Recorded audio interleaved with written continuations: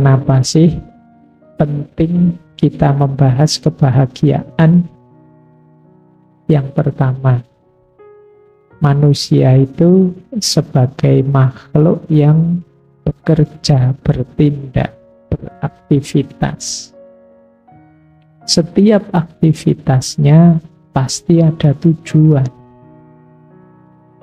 Dan kalau kalian cermati, secara umum tujuan dari semua aktivitasmu itu nanti ya jatuhnya untuk kebahagiaan. Boleh kamu cek. Kamu makan, kamu ngaji, kamu jalan-jalan, sampai kalian kuliah. Itu kan pada akhirnya ingin apa? Ingin bahagia. Jadi setiap tindakan pasti ada tujuannya. Yang tujuan itu pasti jenis kebahagiaan. Entah nanti kebahagiaan level apa, tapi pasti nanti jatuhnya ke situ. Tidak ada tindakan apapun yang tidak bertujuan. Kita makan tujuannya biar kenyang, alasannya karena lapar. Kita ngaji tujuannya biar paham, alasannya karena belum paham, belum ngerti. Selalu akan ada tujuan. Nah, tujuan tadi, kalau ditanyakan terus, tujuannya apa, tujuannya apa, tujuannya apa, ya pada akhirnya ketemunya ya kebahagiaan. Jadi ada satu tujuan puncak dalam hidup ini, ya kebahagiaan. Ayo, boleh dirancang. Kita misalnya makan biar kenyang. Kalau kenyang terus ngapain? Ya kalau kenyang kan terus sehat, Pak. Kalau sehat terus ngapain? Kamu kejar terus itu. Kalau enggak stres loh ya. Pertanyaan ini kamu kejar terus kamu orang biar apa sih? Biar apa sih? Biar apa? Pada akhirnya akan biar bahagia. Kalau sudah sampai pada biar bahagia, biasanya sudah selesai. Jadi kebahagiaan itu jadi tujuan final. Apapun itu aktivitasmu. Termasuk ibadah itu demi Allah, Pak. Kenapa sih kok harus demi Allah? Ya biar saya nyaman, biar saya bahagia. Baik dunia maupun akhirat. Jadi manusia itu setiap tindakannya bertujuan dan puncaknya tujuan itu bahagia. Kenapa disebut puncak? Karena setelah itu sudah tidak ada lagi. Menikah itu bisa kalian alasan ini, itu, tapi pada akhirnya kan untuk bahagia. Kuliah juga begitu, demi hidup bahagia. Jadi puncaknya tujuan itu bahagia. Baik. Nah, apakah sama seluruh manusia puncaknya tujuan bahagia? Kalau kata Thomas Aquinas, iya. Kenapa? Ya manusia itu punya kecenderungan dan perangkat hidup yang sama. Variabelnya mungkin beda-beda, tapi arahnya semua sama. Ingin bahagia. Bahkan penjahat sekalipun, dia nyopet atau maling. Kadang kok tega-tegonya maling, kenapa? Ingin hidup cukup, Pak. Lah kenapa kalau sudah cukup, ya tetap biar bahagia. Apa ada orang yang secara sengaja biar hidup saya susah, Pak? Ini kan tidak ada. Semua mesti ingin bahagia. Jadi kebahagiaan itu adalah tujuan puncak dalam hidup ini. Kalau teman-teman ingat, pikiran seperti ini banyak dipengaruhi oleh Aristoteles. Yang alirannya namanya eudaimonisme. Jadi aliran kebahagiaan. Oh, hidup sekali kok tidak bahagia. Hidup itu ya tujuannya untuk bahagia. Ini asumsi pertama. Dasar berpikir yang pertama. Yang kedua, kebahagiaannya Thomas Aquinas, bagi beliau kebahagiaan ini dibahas dalam konteks teologis filosofis. Berarti apa? Yang sehubungan dengan keimanan, sehubungan dengan keberagamaan. Nah, hubungannya apa, Pak? Kebahagiaan dengan teologi, dengan Allah. Ini saya membacanya Allah, ya tidak apa-apa. Tulisannya memang begitu, meskipun mungkin kadang dialeknya beda. Nah, dari Allah mengalir segala kebaikan dan kebahagiaan, dan nanti semua akan kembali padanya. Kita melakukan kebaikan, mencapai kebahagiaan, itu ya karena anugerahnya Allah, dan nanti segala kebaikan dan kebahagiaan yang kita peroleh, itu ya nanti akan kembali kepadanya. Ini rumus teologisnya. Berarti awal dan akhirnya kebahagiaan itu nanti berhubungan dengan Allah. Ini kebahagiaan yang sejati ya, kalau versinya Thomas Aquinas. Asalnya dari Allah, nanti menjadi sempurna dalam Allah. Tujuan akhirnya juga Allah. Kalau ini kita imani, kita percaya begitu, wong kita orang beriman. Kenapa kok bukan pada makhluk selain Allah kita bisa bahagia? Karena makhluk ciptaan, hal-hal duniawi itu ya terbatas. Seandainya bisa memberikan kita kebahagiaan, itu ya jangkauannya terbatas. Kalau ingin kebahagiaan yang puncak, yang sempurna, yang sejati, itu ya yang berhubungan dengan Allah. Nah, nanti ada konsepnya sendiri dari beliau. Pokoknya kita yakini dulu. Kalau tadi rasionalnya, kalau ini teologisnya.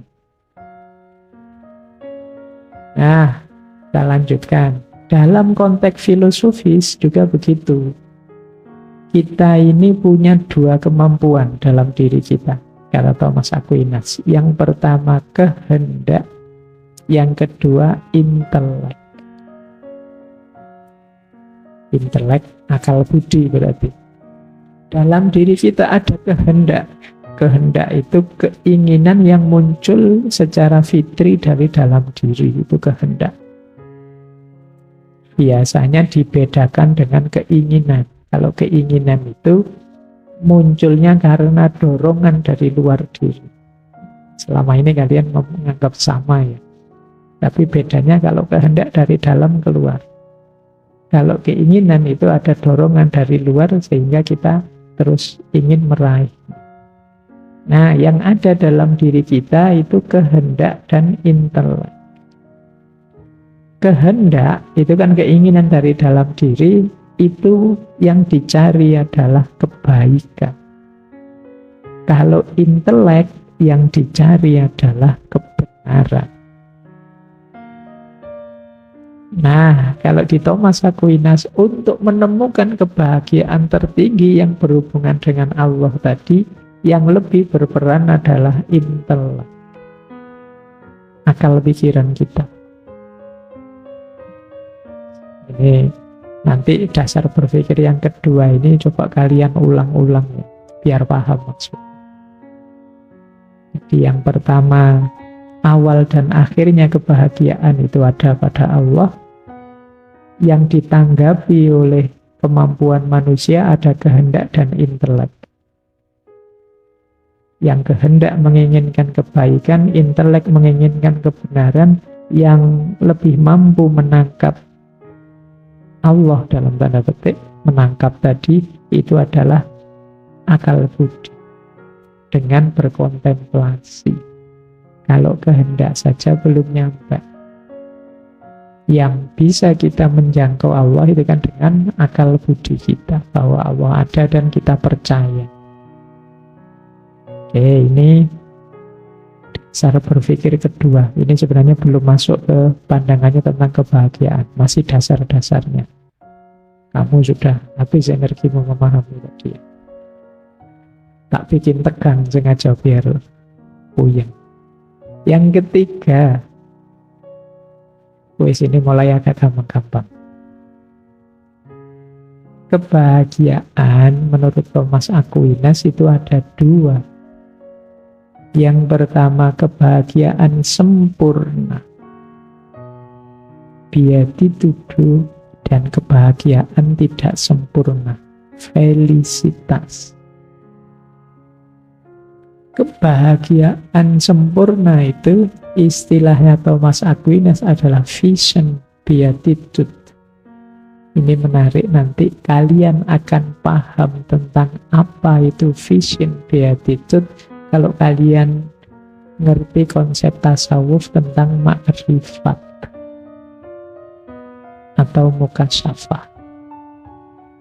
Ini enaknya ngerti macam-macam ya, jadi kalau baca langsung tidak paham, tapi kalau begitu dijajarkan dengan konsep yang lain yang kamu sudah paham, kalian akan lebih mudah menangkapnya. Jadi vision beatitude yang itu kebahagiaan sempurna, puncaknya kebahagiaan, itu ya visi yang membahagiakan tentang ketuhanan. Nanti ada uraian panjang tentang itu. Malam hari ini kita menjelaskan dua, kebahagiaan sempurna dan tidak sempurna. Ada kebahagiaan tidak sempurna yaitu felicitas. Ini kebahagiaan yang kita kejar dengan nalar, kita kejar dengan kebaikan. Kebahagiaan yang kita rasakan di dunia ini saat ini, itu kan kita kejar dengan dua jalan, dengan akal budi kita dan dengan kebajikan, baik kebajikan tradisional maupun kebajikan teologis. Kebajikan tradisional itu yang bisa kita jangkau dengan akal budi, kebijaksanaan, keberanian, kesederhanaan, persahabatan, atau kebajikan teologis yang sumbernya agama. Secara umum isinya tiga: iman, harapan, dan cinta. Baik, jadi paling tidak sekarang tahu ya, ada yang sempurna, ada yang tidak sempurna. Kebahagiaan itu. Nanti penjelasannya lebih gamblang di uraian selanjutnya. Nah, sekarang kita mulai. Kalau tadi asumsi-asumsinya, sekarang menjawab pertanyaan apa sih kebahagiaan itu. Jadi memang kalau bahasa Latinnya felicitas, bahasa Yunaninya eudaimonia. Kebahagiaan itu kalau di Summa Theologica nanti ada beberapa definisinya. Minimal ini. Kita lihat secara bahasa artinya pemuasan keinginan untuk memiliki kebaikan yang benar dan tepat secara sungguh-sungguh.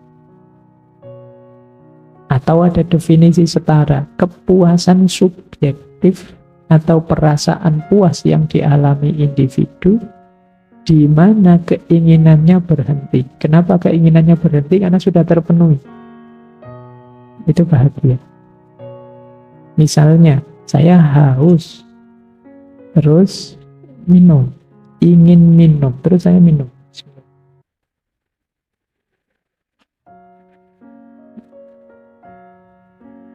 Lega sekarang, saya tidak ingin minum lagi. Ini jenis kebahagiaan. Nah, contohnya itu. Kalau tidak dicontohi, kamu bingung baca definisinya doang. Ada lagi definisi sukacita yang real. Ketika seseorang memiliki kebaikan yang dia rindukan. Jadi cirinya kalau yang definisi ketiga ini sukacitanya. Kalau yang kedua tadi kepuasannya. Kenapa sukacita? Keinginanku, kerinduanku terpenuhi. Tujuanku terpenuhi. Itu orang bahagia. Ini pengertian-pengertian dasarnya. Lanjut, cirinya. Yang teori-teori tetap kalian harus mengulang. Didengarkan lagi. Apa cirinya kebahagiaan itu? Kebahagiaan itu sifatnya ya subjektif, ya objektif. Subjektif karena dia ciri utamanya adalah rasa yang dimiliki seseorang. Ciri utamanya bahagia tadi kan rasa puas, rasa lega, rasa senang. Kalau urusan rasa kan ya masing-masing orang. Makanya disebut subjektif. Tetapi sekaligus objektif. Kenapa objektif? Semua orang ingin bahagia. Tidak ada orang yang tidak ingin bahagia, meskipun ternyata isi kebahagiaan bisa beda-beda. Itu yang disebut subjektif. Ngaji ini berat karena perjuangan, karena kamu merasa harus berjuang, harus punya ilmu, wajib terus kamu ngaji, ataukah sesuatu yang menyenangkan, menggembirakan. Itu kan kalian bisa beda-beda. Jadi mungkin bagi yang menganggap ini menyenangkan, menggembirakan, dia sumber kebahagiaan. Ngaji ini, ngajinya saja kebahagiaan. Tapi ada yang mungkin masih besok bahagianya, Pak. Ini masih perjuangan, Pak. Berbeda ternyata, meskipun ngajinya sama. Tetapi keinginan untuk bahagianya objektif, universal. Maka ya subjektif, ya objektif. Kemudian kebahagiaan itu bukan sarana atau alat untuk mencapai tujuan, tapi dia hanya tujuan saja. Tadi sudah saya singgung sedikit ya, bahagia itu bukan demi sesuatu yang lain lagi. Kalau sudah sampai titik bahagia ya sudah. Jadi tidak ada lagi yang dituju selanjutnya. Dia adalah terminal terakhir. Yang ketiga, kenapa kebahagiaan itu diinginkan? Karena dalam kebahagiaan dipersepsikan terdapat kebaikan. Kenapa kok saya minum tadi? Karena saya menganggap di balik minum ada kebaikannya, yaitu saya jadi lebih sehat. Kenapa kalian ngaji? Karena kalian tahu di balik ngaji ada kebaikannya. Semua yang ditarget orang yang namanya kebahagiaan, di balik itu pasti ada nilai yang dia persepsi sebagai kebaikan. Kalian mungkin bahagiamu karena apa? Wis kamu boleh sebut. Ingin apa kamu boleh sebut. Kan pasti di balik tujuan yang menurutmu membuatmu bahagia itu kan ada nilai. Kira-kira menikah membuatmu bahagia, Pak? Iya, Pak. Kenapa? Karena di balik pernikahan ada nilai kebersamaan, ada nilai melanjutkan generasi, ada nilai fitrah, dan lain sebagainya. Jadi di balik kebahagiaan ada nilai. Dan nanti menurut Thomas Aquinas, oleh karena itu kebahagiaan tertinggi pasti dia mengandung kebaikan tertinggi. Dan siapa lagi kebaikan tertinggi kalau bukan Allah? Berarti kebahagiaan tertinggi juga hanya bisa kita temukan dalam Allah. Jadi ini asumsi-asumsinya untuk menegaskan nanti kebahagiaan yang sempurna.